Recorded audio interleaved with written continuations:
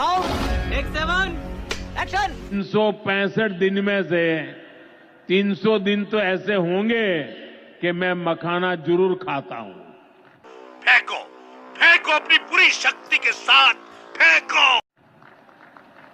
ये एक super food है जिसे अब दुनिया के बाजारों तक पहुंचाना है।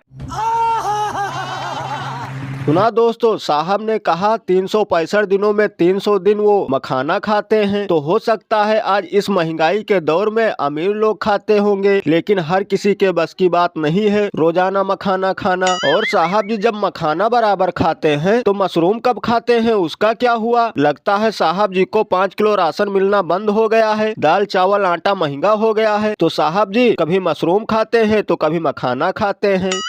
ये बड़ी अच्छी बात कही आप। और समझ में नहीं आता कि साहब जी 2-2.5 किलो गाली भी रोज खाते हैं, तो मखाना और मशरूम कब खाते हैं? साहब जी आखिर कितना खाते हैं? इसीलिए तो लोग मजाक मजाक में कहते हैं ऐसा ऊंचा फेंकिए पकड़ सके ना कोई, पकड़न की जो कोशिश करे तो देशद्रोही वो होए। वैसे हम सोच रहे थे कि मखाना इतना महंगा कैसे हो गया, क्योंकि जो चीज हमारे साहब जी खाते हैं वो महंगी ही होती है। तभी तो 300 रुपया किलो मिलने वाला मखाना 1500 रुपये किलो हो गया है। इस सब क्या देखना पड़ रहा है? अच्छा है मैं अंधा हूँ। हमें तो लगता है कि दोस्तों अब बिहारियों से रिश्ता जोड़ना शुरू हो चुका है साहब जी का। अब कहीं या न कहने लगे कि मेरा पुराना रिश्ता है बिहार से। इसीलिए बिहार का चावल गया तेल लेने, गेहूं गया हज पर और फैसले सब गधे के पास गया। बताओ, एक तरफ बिहार में भी भूखमरी फैली है, वहाँ के लोग कहीं कमाने के लिए जाते हैं तो उनको शहरों से भगाया जाता है, और साहब जी बिहार से रिश्ता जोड़ने में लगे हुए हैं। सही पकड़े हैं। और ये हमारे साहब जी भी ना कुछ भी फेंक देते हैं। बताओ, अगर 300 दिन मखाना खाते हैं तो 365 दिन पाक खाने से नहीं उठ पाते ये। भाषण देना और सभाएं करना तो दूर की बात है। और अभी तो रुको, क्लाइमैक्स अभी बाकी मिलेंगे।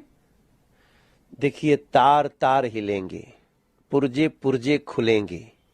अरविंद केजरीवाल की इन आपराधिक कारस्तानियों का ये हश्र होगा कि पूरे दिल्ली के लोग ऐसे लोगों को कभी भी दोबारा सत्ता के नजदीक नहीं आने देंगे। सुना दोस्तों, ये रिंकिया के पापा बोल रहे हैं कि अरविंद केजरीवाल को कभी सत्ता के नजदीक नहीं आने देंगे। और ये लोग कुछ भी कर सकते हैं, क्योंकि जो लोग रिमोट से लहंगा उठा सकते हैं तो वो तार तार जरूर हिला सकते हैं और पुर्जा पुर्जा भी खोल सकते हैं।